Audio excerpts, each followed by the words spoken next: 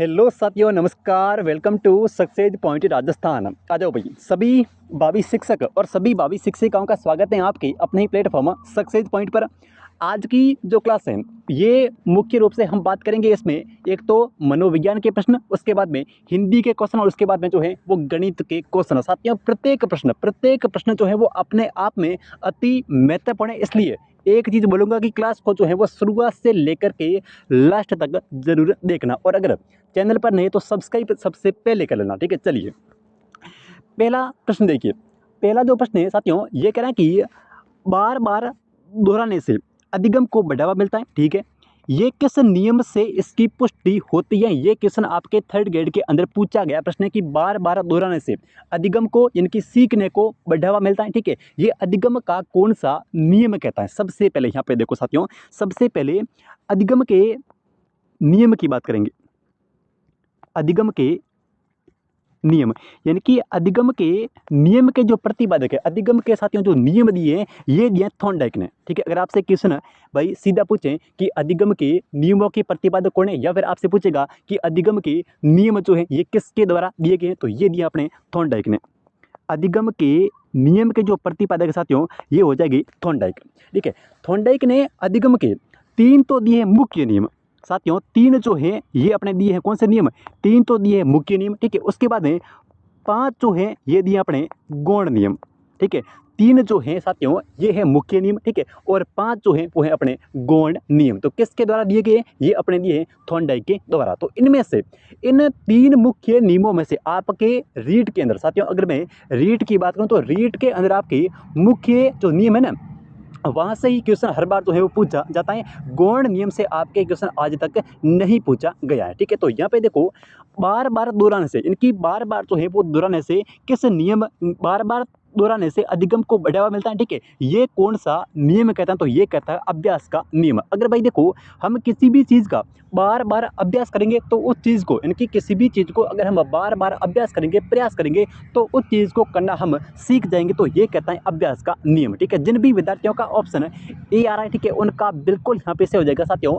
अभ्यास का नियम कहते हैं कि अगर आपको कोई भी चीज़ सीख रहे हैं तो उसके लिए आप बार बार प्रयास करेंगे। ठीक है, तो उस चीज़ को करना सीख जाएंगे। जैसे आपको माना कि कंप्यूटर के ऊपर साथियों टाइपिंग जो है वो नहीं आती है।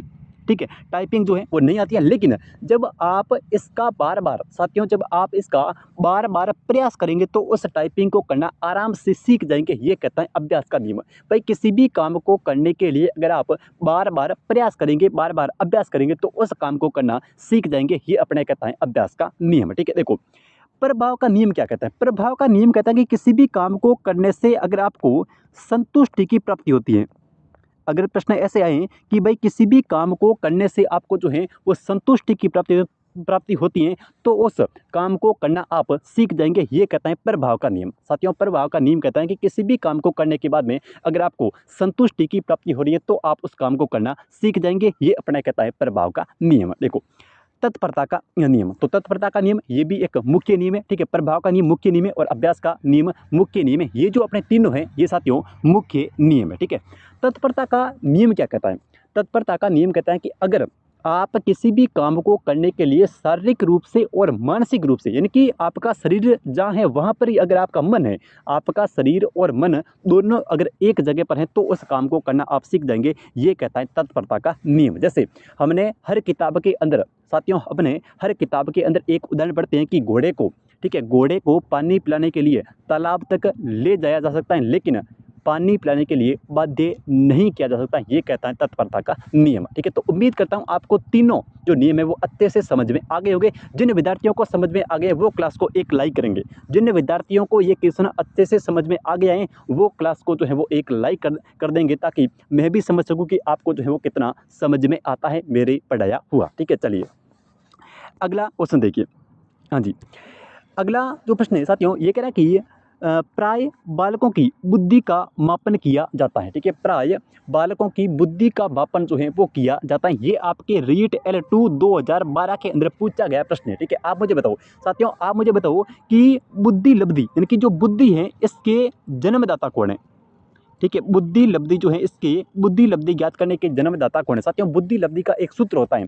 ठीक है, हमने हर बार पढ़ा है कि एक बालक की शारीरिक आयु इतनी है, एक बालक की मानसिक आयु इतनी है, तो उसका IQ लेवल क्या होता है, बुद्धि लब्धि क्या होती है। तो ये सूत्र साथियों जो है वो टर्म ने दिया था। सबसे पहले ऊपर जो है वो मानसिक आयु रखेंगे, उसके बाद में बट्टे के अंदर हम जो है वो वास्तविक आयु रखेंगे, उसको जो है वो हम 100 से यानी कि 100 से गुणा करेंगे। ठीक है, देखो यहाँ पे कह रहा है कि प्राय बालकों की बुद्धि का मापन जो है वो कैसे किया जाता है। तो बालकों की बुद्धि का जो मापन है ये साथियों अवाचिक समूह बुद्धि परीक्षण के द्वारा किया जाता है। ठीक है, अवाचिक समूह बुद्धि परीक्षण के द्वारा बालकों की बुद्धि का मापन जो है वो किया जाता है। तो जिन भी मास्टर और जिन भी मास्टरनियों का ऑप्शन ए आ रहा है, ठीक है, उनका बिल्कुल यहाँ पे से हो जाएगा बुद्धि मापन। साथियों बुद्धि मापन के जन्मदाता की बात करूँ तो हो जाएगी बिने साइमन। ठीक है, बिने हो जाएंगे। और बुद्धि लब्धि का साथियों अपना जो बुद्धि लब्धि ज्ञात करने का जो सूत्र है ये दिया था टर्मन ने।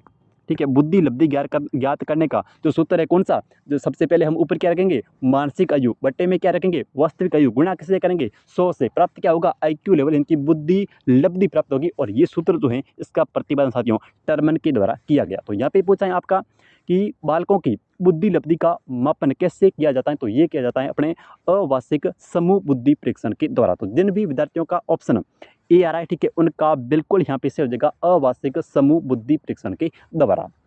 देखिए आज की क्लास का अपना अगला क्वेश्चन भाई, हाँ जी, अगला जो क्वेश्चन है ये कह रहा है कि तत्परता का नियम जो है ये किसके द्वारा दिया गया। तत्परता, ठीक है, ये अधिगम के यानी कि सीखने के, ठीक है, 3 नियम है। ठीक है, प्रतिपादक कौन है, प्रतिपादक हो जाएगी थॉर्नडाइक। ठीक है, सीखने के 3 जो मुख्य नियम है साथियों ये दिए गए थे अपने थॉर्नडाइक के द्वारा।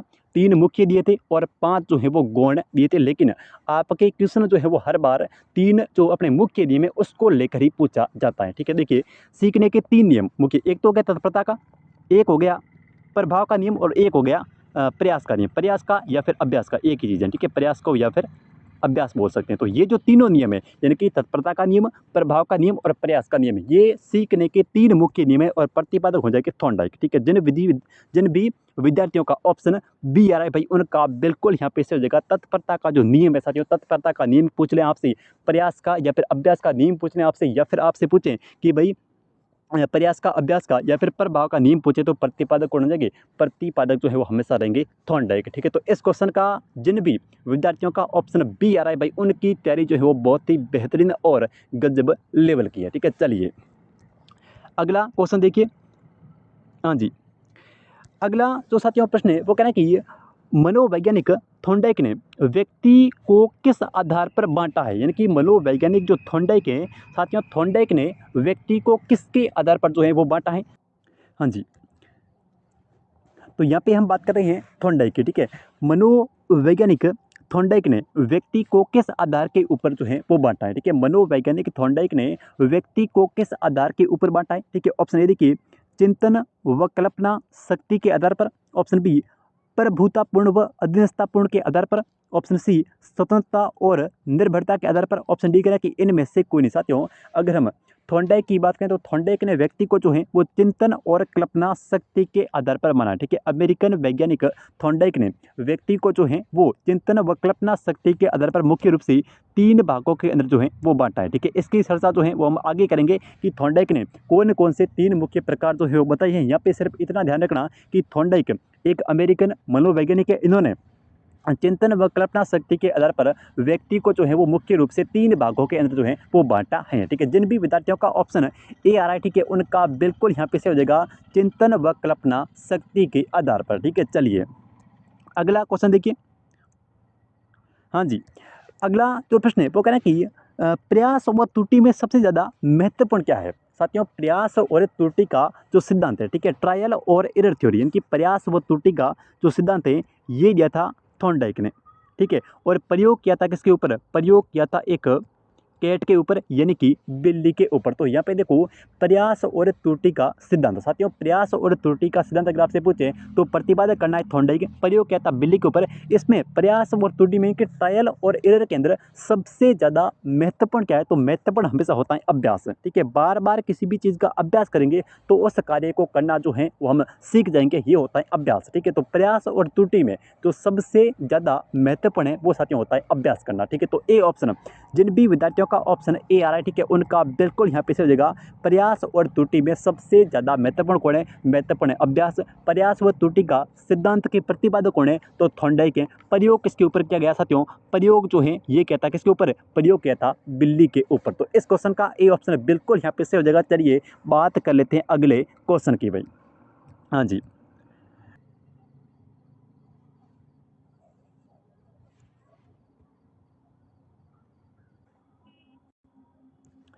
देखिए साथियों, आज की क्लास का अपना अगला क्वेश्चन भाई। साथियों अगला प्रश्न कह रहा है कि एक बच्चा अतीत की समान परिस्थितियों में की गई अनुक्रिया के आधार पर, यानी कि ऐसी परिस्थिति जो पहले घटित हो चुकी है, ठीक है, और वही सेम परिस्थिति जब दोबारा आती है तो उसी समान यानी कि उसी परिस्थिति में समान अनुक्रिया करता है, ये किस नियम से संबंधित है। कहने का मतलब ये है कि आप जब पहली बार आपके पीछे जो है वो कोई कुत्ता भागा, उस समय आपने जो है वो हाथ के अंदर यानी कि कुछ दूर भागने के बाद में आपने जो है वो हाथ के अंदर एक पत्थर उठा लिया, ठीक है। अब वापस वही स्थिति जब दोबारा आपके साथ घटित होती है तो उस समय भी आप जो है वो कुछ दूर भागने के बाद में जो है वो हाथ में पत्थर उठा लेते हैं। ये जो है वो किस नियम से संबंधित है, ठीक है। पहली यानी कि एक बच्चा अतीत की समान परिस्थिति में की गई अनुक्रिया के आधार पर नई परिस्थिति के अंदर वही समान अनुक्रिया करता है, ठीक है। ये किस नियम से संबंधित है। ऑप्शन ए देखिए, सीखने की प्रतिक्रिया अभिवृत्ति का नियम, सीखने की तत्परता का नियम, ये बिल्कुल नहीं होगा। सीखने की सदस्यता का नियम, या फिर सीखने का प्रभाव का नियम। प्रभाव का नियम कहता है कि अगर आपको किसी भी काम को करने के बाद में संतुष्टि की प्राप्ति हो तो हम उस काम को करना सीख जाएंगे। लेकिन यहाँ पे बात हो रही अनुक्रिया की, तो ये हो जाएगा सीखने का सादृश्यता का नियम। साथियों ये हो जाएगा सीखने का सादृश्यता का नियम, यानी कि एक परिस्थिति के अंदर किए गए व्यवहार को हम दोबारा उसी परिस्थिति के अंदर यानी कि वैसी ही परिस्थिति के अंदर जब हम उस व्यवहार को क्या करते हैं, उस व्यवहार का जब हम प्रयोग करते हैं तो वो हो जाएगा सीखने का सादृश्यता का नियम है, ठीक है। बहुत ही इंपॉर्टेंट क्वेश्चन है साथियों, स्टार लगा देना, लेकिन इस क्वेश्चन को जो है वो भूल मत जाना। एक परिस्थिति के अंदर किया गया व्यवहार और वही जब उसी प्रकार की नई परिस्थिति के अंदर हम जब उसी व्यवहार को करेंगे तो वो होगा अपना सीखने का सादृश्यता का नियम, ठीक है। तो इस क्वेश्चन का जिन भी विद्यार्थियों का ऑप्शन सी आ रहा है, ठीक है, उनका बिल्कुल यहाँ पे से हो जाएगा सीखने का सादृश्यता का नियम, ठीक है। चलिए अगला क्वेश्चन देखिए। अगला जो प्रश्न है वो कहना है कि अधिगम के निम्न सिद्धांतों में से किसमें प्रतिक्रिया होने पर पुनर्बलन देने का सुझाव जो है वो दिया गया। देखो साथियों, अगर हम मनोविज्ञान के अंदर इस पुनर्बलन शब्द की बात करें, ठीक है, पुनर्बलन का मतलब है किसी भी काम को करने के बाद में अगर हम उसको कोई पुरस्कार देते हैं साथियों, उसको हम कोई पुरस्कार देते हैं तो उसको हम कहते हैं पुनर्बलन, ठीक है। क्रिया को करने के बाद में पुनर्बलन देना, ठीक है। पुनर्बलन को सबसे ज़्यादा महत्वपूर्ण मानते हैं B.F. स्किनर, ठीक है, B.F. स्किनर और C.L. हल ने। साथियों B.F. स्किनर और C.L. हल ने, ठीक है, इस पुनर्बलन को सबसे ज़्यादा जो है वो महत्वपूर्ण माना है, ठीक है। तो पुनर्बलन सिद्धांत आपसे पूछें तो करना है क्रिया प्रसूता अनुबंधन का जो सिद्धांत, ठीक है, क्रिया प्रसूता जो सिद्धांत है इसके प्रतिपादक जो है वो है B.F. स्किनर, और B.F. स्किनर ने पुनर्बलन को सबसे ज़्यादा महत्वपूर्ण माना है। तो इस क्वेश्चन का आपका डी ऑप्शन बिल्कुल यहाँ पे सही होगा। पुनर्बलन को सबसे ज़्यादा महत्वपूर्ण मानता है क्रिया प्रसूता अनुबंधन का सिद्धांत, और इसके प्रतिपादक पूछें तो करना है B.F. स्किनर। अगर आपसे सीधा पूछें कि निम्नलिखित में से किस मनोवैज्ञानिक ने पुनर्बलन को सबसे ज़्यादा महत्वपूर्ण माना है, तो ये माना है B.F. स्किनर के द्वारा, ठीक है। तो इस क्वेश्चन का आपका डी ऑप्शन जिन बी मास्टर और जिन बी मास्टरनियों का है बिल्कुल आपका सही हो जाएगा क्रिया प्रसूता अनुबंधन का सिद्धांत। अगला क्वेश्चन देखिए। अगला जो प्रश्न है वो कहना है कि निम्न में से कौन बुद्धि परीक्षणों के दुरुपयोग का संकेत देता है। अच्छा क्वेश्चन है, ठीक है। निम्नलिखित में से कौन सा एक जो है वो बुद्धि परीक्षणों के दुरुपयोग का संकेत देता है। ऑप्शन ए देखिए, उन्नति के लिए मापक में सहायक होती है, ये बिल्कुल सही है। बुद्धि लब्धि का लेवल बालकों पर लगाकर अध्यापक अपनी अकुशलता को छिपाते हैं।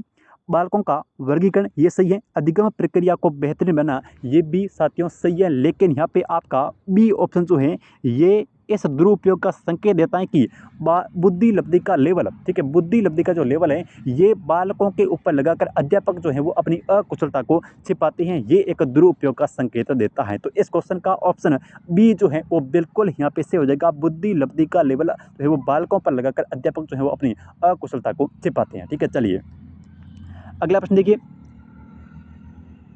अगला जो क्वेश्चन है वो साथियों कह रहा है कि गिलफोर्ड के बुद्धि संबंधी सिद्धांत है। देखो साथियों, गिलफोर्ड का जो बुद्धि संबंधी सिद्धांत है, गिलफोर्ड ने दिया है त्रिआयामी बुद्धि का सिद्धांत, ठीक है, त्रिआयामी, या फिर इसको बोलते हैं संरचना बुद्धि का सिद्धांत, ठीक है, इसको संरचना बुद्धि का, इनके संरचना बुद्धि का मॉडल भी कहते हैं, किसको, अपने बुद्धि के त्रिआयामी सिद्धांत को। प्रतिपादक कौन है, प्रतिपादक कौन है साथियों, प्रतिपादक हो जाएगी गिलफोर्ड, प्रतिपादक कौन है, गिलफोर्ड है, तो गिलफोर्ड का हो जाएगा कौन सा, त्रिआयामी बुद्धि का सिद्धांत, ठीक है। इसके अंदर क्या है, इसके अंदर मुख्य रूप से 3 आयाम है, ठीक है, इसके अंदर मुख्य रूप से साथियों 3 आयाम है। जो पहला आयाम होता है साथियों, पहला जो आयाम है वो होता है संक्रिया, ठीक है, ये हर बार हम पढ़ रहे हैं, ठीक है, संक्रिया, या फिर इसको हम बोलते हैं प्रक्रिया यानी कि प्रोसेस, ठीक है। दूसरा जो होता है वो होता है विषय वस्तु भाई, ठीक है। सेकंड जो होता है साथियों वो अपना हो गया विषय वस्तु, और तीसरा जो होता है साथियों वो होता है उत्पादन, ठीक है। क्या हो गया भाई, उत्पादन हो गया। तो इस प्रकार से गिलफोर्ड ने अपना जो त्रिआयामी बुद्धि का सिद्धांत है उसके अंदर मुख्य रूप से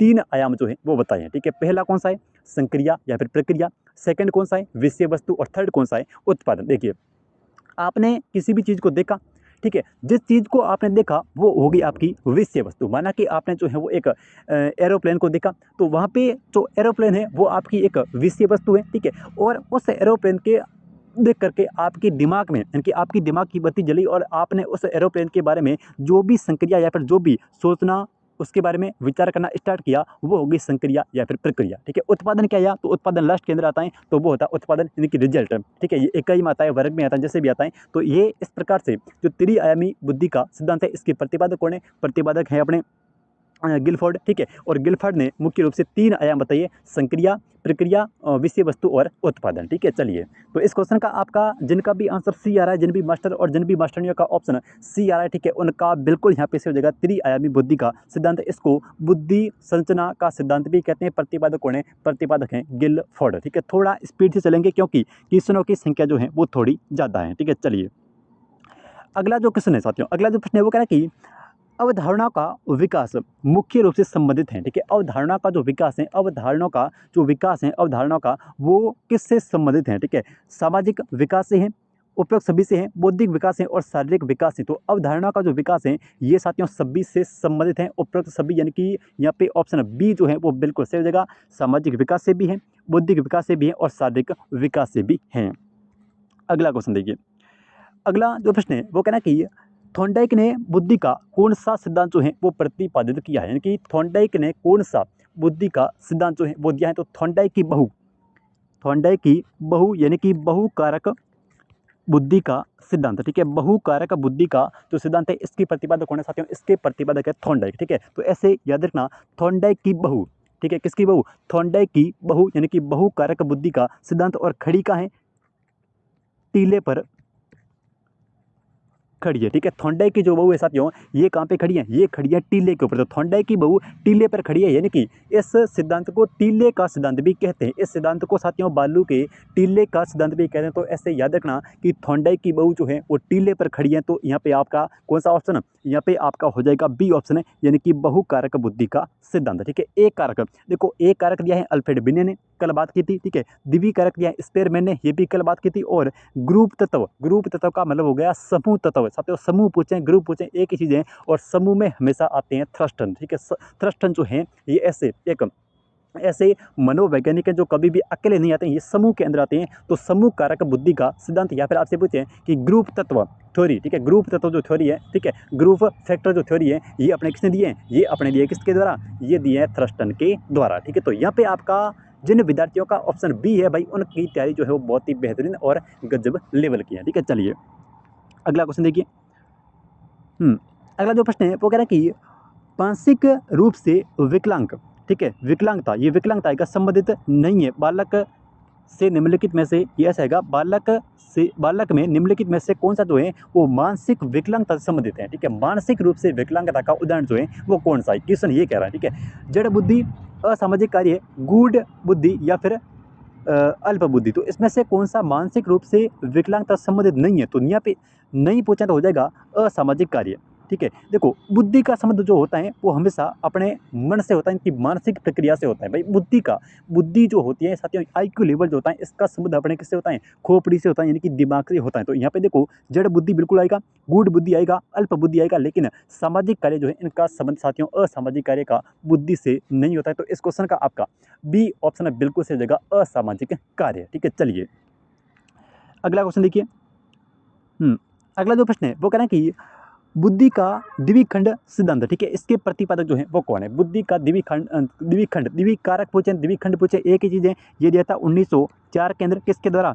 ये दिया था स्पेरमैन के द्वारा, कल बताया था, ठीक है। कितने बुद्धि के कारक हैं? दो है। एक तो होती है सामान्य बुद्धि, ठीक है, एक तो होती है सामान्य बुद्धि जिसको मैं दर्शाता हूँ जी से, यानी कि जनरल इंटेलिजेंसी। एक होती है विशिष्ट बुद्धि, एक साथियों हो जाएगी विशिष्ट बुद्धि, ठीक है। राइटिंग समझ में नहीं आ रही, कोई बात नहीं, ठीक है। विशिष्ट बुद्धि, इसको मैं बोलता हूँ एस। तो जी और एस कारक, आपसे ऐसे भी क्वेश्चन पूछा जा सकता है कि बुद्धि का जी कारक और एस कारक, बुद्धि का जो सिद्धांत है ये किसने दिया है? तो ये दिया है साथियों स्पेरमैन के द्वारा, ठीक है। बुद्धि का द्वि कारक पूछे या फिर बुद्धि का जी कारक और एस कारक पूछे, एक ही चीज़ है। बुद्धि का सामान्य बुद्धि और विशिष्ट बुद्धि का पूछे तो भी एक ही चीज़ है साथियों। ये अपने दिया गया था स्पेरमैन के द्वारा 1904 में, ठीक है। स्पेरमैन, एक तो होती है सामान्य बुद्धि, एक होती है विशिष्ट बुद्धि। सामान्य बुद्धि यानी कि जनरल, ठीक है, इसको मैं दर्शाता हूँ जी से। एक होती है विशिष्ट बुद्धि, विशिष्ट बुद्धि यानी कि स्पेशल बुद्धि, इसको हम दर्शाएंगे एस से, ठीक है। तो ये आपका स्पेयरमैन ए ऑप्शन है। जिन भी मास्टर और जिन भी मास्टरिया का ऑप्शन ए है, ठीक है, उनका बिल्कुल यहाँ पे से हो जाएगा साथियों। बुद्धि का द्विखंड बुद्धि का जो सिद्धांत है इसके प्रतिपादक हो जाएगा कौन? स्पेयरमैन। अगला क्वेश्चन देखिए। अगला जो प्रश्न है वो कह रहा है कि गिलफोर्ड के बुद्धि संबंधी मॉडल में निम्न में से कौन सा आयाम जो है वो पहला आयाम है? किसने ये कह रहा है कि गिलफोर्ड के बुद्धि संबंधी मॉडल में निम्न में से कौन सा आयाम जो है वो पहला, मतलब पहला आयाम कौन सा? तो देखो, गिलफोर्ड ने 3 आयाम बताए हैं, ठीक है। पहला जो आयाम है वो होता है संक्रिया, ठीक है। पहला जो होता है वो होता है संक्रिया। दूसरा जो होता है वो होता है विषय वस्तु, और तीसरा जो होता है साथियों ये होता है उत्पादन, ठीक है। पहला जो होता है वो होता है संक्रिया, दूसरा जो होता है वो होता है विषय वस्तु, और तीसरा जो होता है वो होता है तीसरा जो होता है वो होता है उत्पादन, यानी कि रिजल्ट। तो इसमें से कौन सा? इसमें से ये कह रहे हैं कि गिलफोर्ड के बुद्धि संबंधी मॉडल में निम्न में से कौन सा जो है पहला आयाम है? तो पहला जो होता है वो होता है संक्रिया, प्रक्रिया या फिर प्रोसेस, ठीक है। संक्रिया, इसको बोलते हैं प्रक्रिया, और अंग्रेजी में बोलते हैं इसको कहूँगा प्रोसेस, ठीक है। अंग्रेजी के अंदर ये प्रोसेस हो जाएगा। तो आपका 3 नंबर का ऑप्शन है, यानी कि संक्रिया जो है ये गिलफोर्ड के बुद्धि संबंधी मॉडल का पहला जो आयाम है वो होता है अपना संक्रिया। दूसरा जो है सेकंड जो है वो है विषय वस्तु, और थर्ड यानी कि तीसरा जो है वो साथ में हो जाएगा उत्पादन, ठीक है। चलिए अगला क्वेश्चन देखिए। अच्छा, यहाँ से जो है वो आपकी हिंदी स्टार्ट हो गई है भाई, ठीक है। यहाँ से आपके जो है वो हिंदी के प्रश्न जो है वो स्टार्ट हो जाते हैं। देखिए पहला प्रश्न, पहला कहना कि कृत्रिम के लिए उचित विलोम शब्द जो है वो क्या होगा? ठीक साथियों, एक शब्द है कृत्रिम, ठीक है। कृत्रिम के लिए एक उचित विलोम शब्द जो है वो क्या होगा? कृत्रिम के लिए बनावटी, नकली, नैसर्गिक या फिर कठोर। तो यहाँ पे हो जाएगा आपके लिए कौन सा विलोम शब्द कृत्रिम के लिए? हो जाएगा नैसर्गिक, ठीक है। कृत्रिम के लिए साथियों जो है वो नैसर्गिक हो जाएगा। जिनका भी ऑप्शन यहाँ पे 3 नंबर है उनका बिल्कुल यहाँ पे से हो जाएगा कृत्रिम के लिए नैसर्गिक। अगला देखो, अगला क्वेश्चन कह रहा है कि अवतल शब्द का विपरीत शब्द क्या है? यानी कि अवतल का विलोम शब्द जो है वो कौन सा है? अवतल का हो जाएगा उत्तल। तो सी ऑप्शन जो है वो बिल्कुल यहाँ पे से हो जाएगा। अवतल शब्द का विपरीत विपरीत पूछें या फिर अपोजिट पूछें तो उल्टा ही करना है, ठीक है। तो यहाँ पे अवतल का पूछें तो हो जाएगा उत्तल। अगला देखो, अगला जो प्रश्न है वो कहना है कि किसी बात को मर्म से जानने वाला, ठीक है, वाक्यांश के लिए सही शब्द जो है वो क्या होगा? किसी भी बात को मर्म से, ठीक है, गंभीर रूप से जानने वाला, ठीक है, इसके लिए एक शब्द जो है वो क्या होगा? ठीक है, मार्मिक, मर्मज्ञ, मनस्पर्वी या फिर मर्म ज्ञानी। तो इसमें से कौन सा ऑप्शन यहाँ पे से होगा? किसी बात को मर्म से जानने वाला जो होगा वो होगा मर्मज्ञ, ठीक है। तो ऑप्शन 2 नंबर यहाँ पे से होगा, ठीक है, मर्मज्ञ। अगला क्वेश्चन देखिए,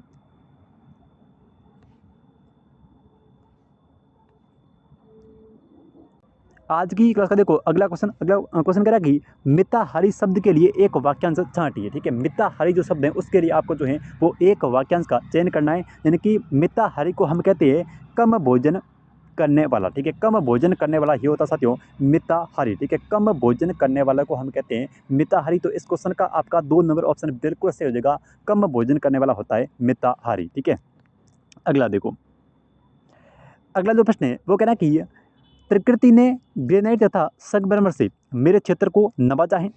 इस वाक्य में रेखांकित शब्दों का क्रमशः सही भाषाई रूप जो है वो बताइए। ही आपके रीड के अंदर पूछा गया प्रश्न है। किसने क्या करा? देखिए, प्रकृति ने ग्रेनाइट यहाँ पे रेखांकित है, संगमरमर जो है वो रेखांकित है, और नवाजा जो है ये साथियों रेखांकित है। तो रेखांकित शब्द जो है वो कौन से? विदेशी हैं, विदेशी देशज हैं, या फिर देशज तीनों हैं, या फिर दो विदेशी हैं, एक देश है। तो ये जो ग्रेनाइट शब्द हैं, संगमरमर जो शब्द हैं और यहाँ पे जो नवाजा शब्द हैं, ये तीनों जो हैं वो विदेशी हैं साथियों। ये तीनों शब्द जो हैं वो यहाँ पे विदेशी हैं। तो इस क्वेश्चन का आपका 1 नंबर ऑप्शन जो है वो सही हो जाएगा। ये तीनों शब्द जो हैं वो यहाँ पे विदेशी हो जाएंगे।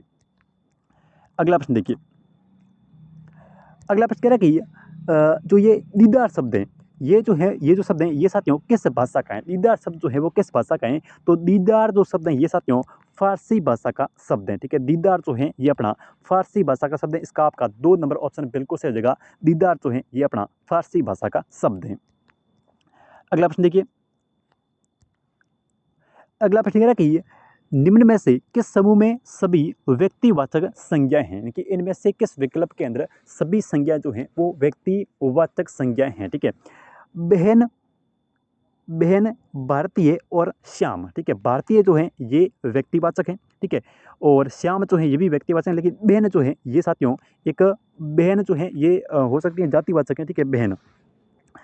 सुरेश, गंगा और सोमवार, देखो सुरेश भी एक है, गंगा भी एक है और सोमवार भी एक है। तो ये इसके अंदर जो सभी संज्ञा हैं वो अपनी व्यक्तिवाचक हैं। ठीक है, उसके बाद में वाराणसी ये व्यक्तिवाचक हैं, ठग जो है ये भाववाचक हैं और गाय जो है ये साथियों समूहवाचक हैं। ठीक है, हिमालय जो है ये व्यक्तिवाचक है, राम श्रीमान व्यक्तिवाचक है और मित्रता जो है ये अपनी भाववाचक है। ठीक है, क्यों मित्रता जो है ये भाववाचक है। तो इसमें देखो आपका सुरेश, गंगा और सोमवार। ठीक है, सुरेश, गंगा और सोमवार ये जो है इसके नहीं हाँ सुरेश, गंगा और सोमवार इसके अंदर जो है वो सभी संज्ञा कैसी है? व्यक्तिवाचक संज्ञा हैं।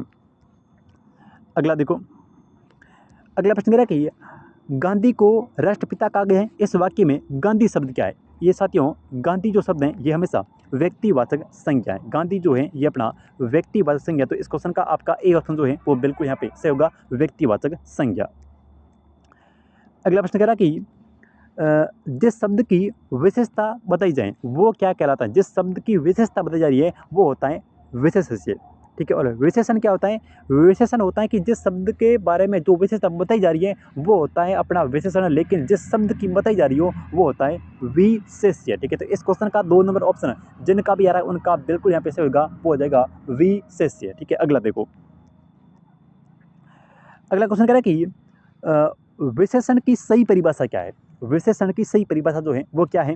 सर्वनाम की विशेषता बताने वाला शब्द, संज्ञा व सर्वनाम की विशेषता बताने वाला, संज्ञा के स्थान पर या फिर क्रिया की विशेषता। यहाँ पे होगा सर्वनाम के लिए संज्ञा और सर्वनाम दोनों की विशेषता बताने वाले शब्दों को क्या कहते हैं? विशेषण कहते हैं। ठीक है, संज्ञा व सर्वनाम दोनों की विशेषता बताने वाले ऐसे शब्द जिनको हम जो हैं वो कहते हैं विशेषण। तो इस क्वेश्चन का 2 नंबर ऑप्शन जिन भी विद्यार्थियों का आ रहा है उनका बिल्कुल यहाँ पे सही हो जाएगा भाई। ठीक है, अगला देखो। अगला प्रश्न कह रहा है कि बुद्धि और संसार संज्ञा शब्दों में एक प्रत्यय जोड़ने से विशेषण शब्द जो है वो कौन सा बना? ये एलडीसी के अंदर पूछा गया प्रश्न है। तो देखो बुद्धि के अंदर हम जोड़ेंगे तो ये बन जाएगा बौद्धिक, और अगर हम संसार के साथ में एक जोड़ेंगे, संसार के साथ में एक जोड़ेंगे तो ये बन जाएगा सांसारिक। तो इस क्वेश्चन का 3 नंबर ऑप्शन सही होगा, क्योंकि बुद्धि के साथ में एक जोड़ने पर बन गया बौद्धिक और संसार के साथ में एक जोड़ने पर बन गया सांसारिक। अगला देखो। अगला जो प्रश्न है वो कहना है कि निम्नलिखित में से संज्ञा से बना विशेषण जो है वो कौन सा है? ठीक है, कमऊ इसके अंदर होता है कमाना, सुगंधित यहाँ पे जो है वो सुगंध, यहाँ पे जो है सुगंध, निचला या फिर अड़ियल। तो यहाँ पे सुगंधित जो शब्द हैं ये साथियों एक संज्ञा इसमें है भाववाचक। इस सुगंध शब्द के अंदर भाववाचक संज्ञा है और इससे बना है सुगंधित, यानी कि आपका बी ऑप्शन से होगा। बी ऑप्शन जो है वो भाववाचक संज्ञा से बना हुआ एक क्या है? विशेषण है सुगंधित। ठीक है, तो इस क्वेश्चन का 2 नंबर ऑप्शन बिल्कुल यहाँ पे सही हो जाएगा। ठीक है, जिन भी विद्यार्थियों का ऑप्शन 2 है वो बिल्कुल सही हो जाएगा। अगला क्वेश्चन देखिए। अगला प्रश्न कह रहा है कि सकर्मक क्रिया वाला वाक्य छांटिए। सकर्मक का मतलब जिसके अंदर जो है वो कर्म शामिल हो। ठीक है, जिसके अंदर कर्म हो। राजू सदा सोता रहता है, हरीश बस चढ़ गया, कैलाश छत से गिर पड़ा और यहाँ पे 36 ने केले खरीदे। देखो राजू सदा सोता रहता है, इसके साथ में आप क्या से प्रश्न करोगे? कोई आंसर नहीं मिलेगा। हरीश बस चढ़ गया, इसके साथ में आप क्या से प्रश्न करोगे? कोई आंसर नहीं मिलेगा। और कैलाश छत से गिर गया, इसके साथ में आप क्या से प्रश्न करोगे? कोई आंसर नहीं मिलेगा। लेकिन 36 ने केले खरीदे, 36 ने क्या खरीदे? केले खरीदे, उत्तर मिल रहा है, यानी कि यहाँ पे जो है वो आपका चौथा ऑप्शन जो है ये सकर्मक क्रिया का एक उदाहरण है। ठीक है, तो ये थे आज के कुछ इंपॉर्टेंट क्वेश्चन और मिलते हैं एक कल नई क्लास में। तब तक के लिए जय हिंद जय भारत।